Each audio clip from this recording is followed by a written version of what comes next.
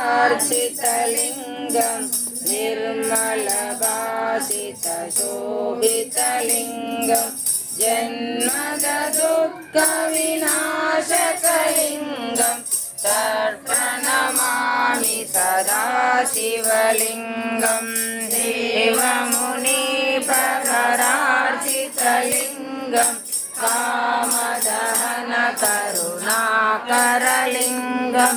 रावणदर्पविनाशकलिङ्गं तर्पणमामि सदा शिवलिङ्गं सर्वसुगन्धसुलेपितलिङ्गं बुद्धिविवर्धनकारणलिङ्गं सिद्धसुरासुरवन्दितलिङ्गं तर्पणमामि सदा शिवलिङ्गं जनकमहामणिभूषितलिङ्गं मणिपरिवेष्टितशोभितलिङ्गं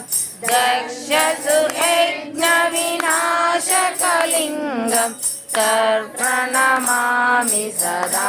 शिवलिङ्गं कुङ्कुमचन्दनलेपितलिङ्गं पङ्कजहारसुशोभितलिङ्गं सञ्चितपापविनाशकलिङ्गं